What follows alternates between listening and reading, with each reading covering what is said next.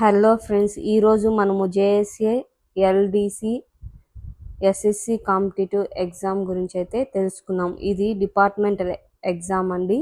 ఇక్కడ చూడండి, జేఎస్ఏ అంటే ఏంటి, జూనియర్ సెక్రటరియట్ అసిస్టెంట్ అండ్ అలానే lower division clerk grade limited departmental competitive exam 2024.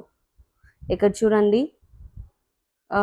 Date of submission of online applications వచ్చి 20 March 2025 to 10/4/2025.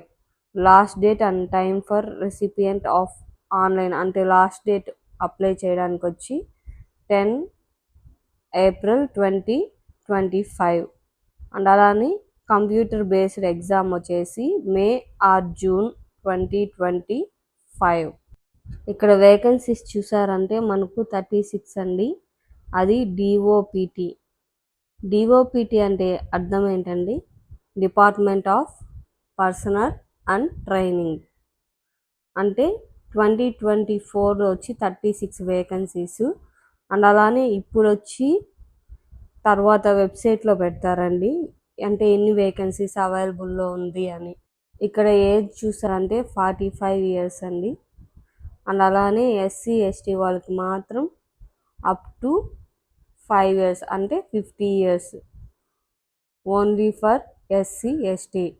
మిగతా రిమైనింగ్ వాళ్ళంతా 45 ఇయర్స్ ఏజ్ లిమిట్.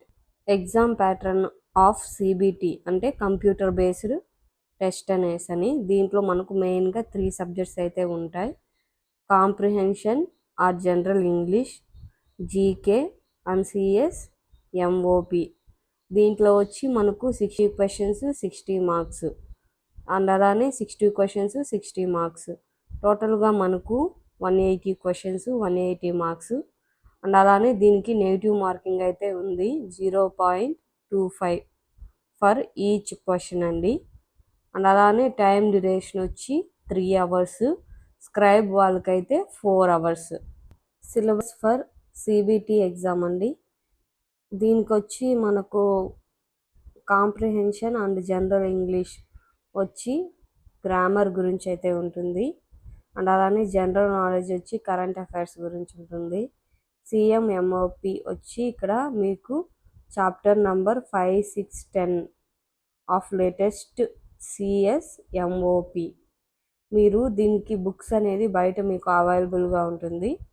మీరు ఒక బుక్ తీసుకున్నా చాలు, మీకు ఏమనేసి అని అర్థమైపోతుంది. రిజల్యూషన్ ఆఫ్ టై కేసెస్ అంటే ఇప్పుడు ఇద్దరు ఒకేలాగా రాసి లేదా ఒకేలాగా మార్క్స్ తెచ్చుకుంటే ఈ 3 అయితే మనకు ఫాలో చేస్తారు. ఫస్ట్ డేట్ ఆఫ్ బర్త్ అండి. ఎవరికైతే ఎక్కువ ఏజ్ ఉంటుందో ఫస్ట్ వాళ్ళని తీసుకుంటారు. అండ్ అలానే alphabet in which the names of the candidates appear అంటే ఆల్ఫాబెటికల్ ఆర్డర్ అండి. అంటే ఏ తర్వాత బి వస్తుందిగా అలాగా. దాని తర్వాత థర్డ్ స్టెప్ ఏంటి అంటే అప్లై చేసిన క్యాండిడేట్స్ ఉంటారు కదా, వాళ్ళ యొక్క ఫాదర్ ఆల్ఫాబెటికల్ ఆర్డర్ కూడా చూస్తారండి. If you like video please do subscribe and also support my channel.